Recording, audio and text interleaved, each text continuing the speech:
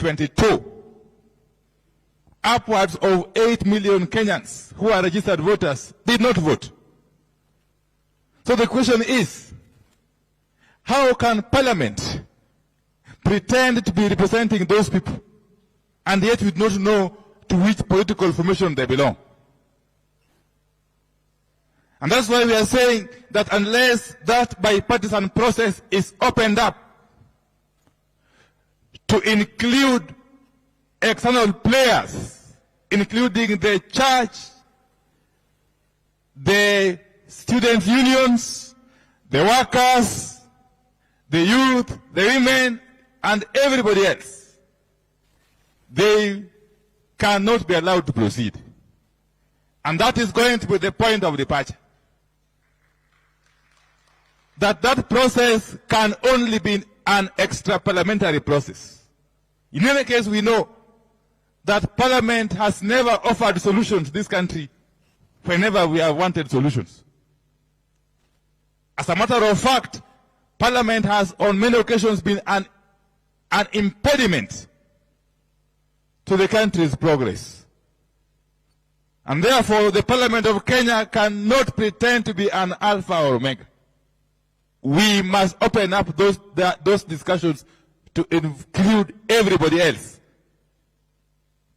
who don't subscribe to either Azimio or Kenya Kwanza. Sinamna hiyo. La pili, the current economic situation that we are facing, which has resulted in the government for the first time in our history failing to pay its workers, is directly linked or related to that election of August last year and its outcome, which we have rejected. Because anywhere else in the world, when a regime comes into power, it must first inspire confidence. If it is a legitimate administration, it must be able to reassure the investors, the business, the market, without even saying or doing anything. What we have seen with the Kenya Kwanza regime is the exact opposite. It has scared away everybody else, the investors, the market, and we have got a lot of uncertainty, which can only be addressed by opening up the server. And on the matter of the server, Your Excellency Baba, we are aware that Venezuelans have been here for the past 3 or so weeks. They were sent to come and try to tamper with the server, so that eventually, if the pressure is too much on them, they can open it up, and then we find falsified records. Those Venezuelans, we have been on their track. We have been trailing them. They have been able to escape our dragnet.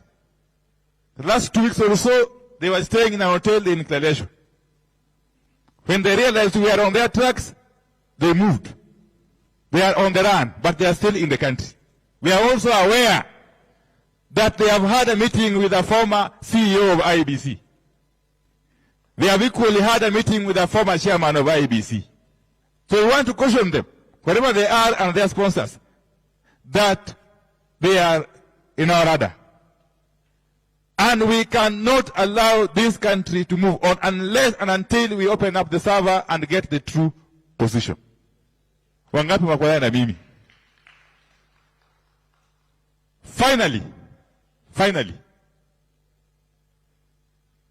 we want to agree with those who have spoken here before us that we can scale the stairs as we chew gum. We can negotiate in an extra parliamentary process as we continue with the people's actions out here. And we, members of the Azimio Parliamentary Group, are going to be in the forefront, alongside fellow actors. We also have with us a message of solidarity that has been sent by Kenyans in the diaspora, led by Madam Comfort Munoro Mwangi, who is currently in the US. They had an online meeting yesterday of Kenyans in diaspora who support this movement, with the MDD, Bunge la Wananchi, and many other actors. And they have sent a speech which should have been ready here, but because of time we shall share it out after this. And therefore, with those preliminary remarks, allow me to just ask two MPs, one representing the National Assembly, who is Honorable Aladwa, to come and just say a jambo, and the leader of minority coalition in the Senate, the Honorable Senator Stewart Mazayo. Just 1 minute each before I give the microphone back to the Honorable Waziri Eugene Wamalwa to proceed with the program. Thank you. Asante Mheshimiwa Wandai. Hamjambo wote. Mimi nataka kusema mambo matatu kwa sababu viongozi wako hapa na wale wameitwa wote wamezungumza kulingana na mahali umetoka na mahali unawakilisha. Naitwa Mheshimiwa Aladwa nikitoka kaunti Nairobi. Mambo yangu ni matatu.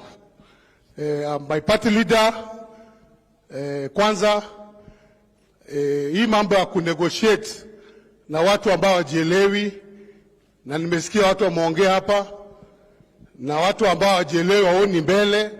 Kwanza tuko disappointed kwa mambo ya Monday wakati ulairisha maandamano. Hiyo lazima tuseme. Next time wewe kwenda kualisha maandamano, wewe ongea na hao tuwache tupambane huko wa street. Hao watu waelewi lugha nyingine. Hata mkisema mchague komiti watu 20, hata milioni 1, hawatasikia. So lugha ya kusikia, na nasikia wengine na kutukana kama Gachagua. Mtu ambaye hata koti imeangalia left, longi imeangalia right. Hata kuvaa jui. Na anamka na mdomo wake kubwa anatukana kiongozi wetu ambaye alienda kwa ballot. Sisi wajumbe tumesema, na mimi nataka wale wajumbe wako hapa, Mheshimiwa President wetu, watu waamuke. Si wakisikia president kwa mahali fulani na Martha Karua na Eugene wanakimbia hapo. Sasa maandamano hawako. The next maandamano party leader tunataka ikuwe coordinated. Kuna vijana hapa wana groups hapa Nairobi. Inakuwa disappointed, maandamano kisha hawajui wanaenda wapi na wanatoka wapi. Na wamesimama na wewe. Tunataka tuwe na proper organization. Vijana wetu wakimaliza tunajua wamepigwa risasi, huyo ameumia, huyo amefanywa hivi, ndio tunajua tuna collect watu wetu wale wameumia. Inakuwa vibaya sana tumemaliza maandamano, watu wetu hawajui mahali pa kuelekea. Baba, watu wanakupenda. Mambo ya kuarisha mambo achana nayo. Wacha tupambane. Watu tu wapambane. Wangapo wananuka mkono. Hiyo ndio feeling ya watu na ndio mood ya watu. Wewe kwenda kuarisha, uliza Martha. Uliza Eugene, mkikubaliana kwa room huko ni yenyu. Mkitoka huko nyinyi mnyamaze. Wacheni watu waende kwa street. Ya mwisho, hapa hakuna mtu muoga. Hapa hakuna mtu muoga. Sasa hii tena nasikia wamefukuza mama ambaye ni wa jamii yetu kutoka Western, DG wetu wa NYS, Madam Sakwa.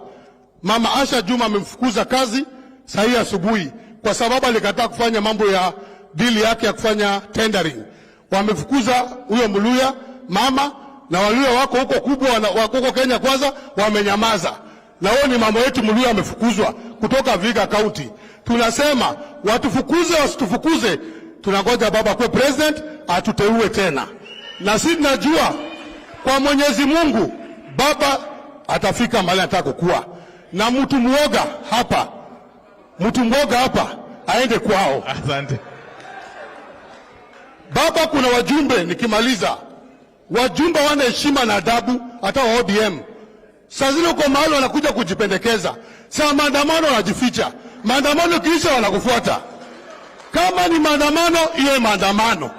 Tukiongozwa na nani? Na Wandai. Tunaona kila mtu. Wandai weka register. Ndio hata siku nomination wapewe wale wamefanya kazi. Kuna wajumbe huko vile umesikia kama Langata ameenda, game ameenda, si wapi ameenda. Baba, rudisha makucha yako. Fukuza watu kwa chama, toa watu kwa chama, tuende by election. Mimi niko tayari kuandika hata barua hata kama sina cheo kubwa kwa ODM. Mungu awabariki. Haya, asante sana, asante sana.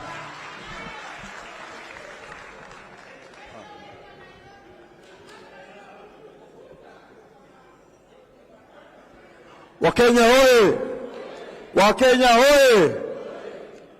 Baba na Mama Martha, viongozi wetu, itifaki zote zikiangaliwa, ndugu zangu, mimi nataka kusema kitu kimoja tu, ya kwamba imefika wakati sasa ni lazima hii serikali ya Kenya Kwanza ianguke.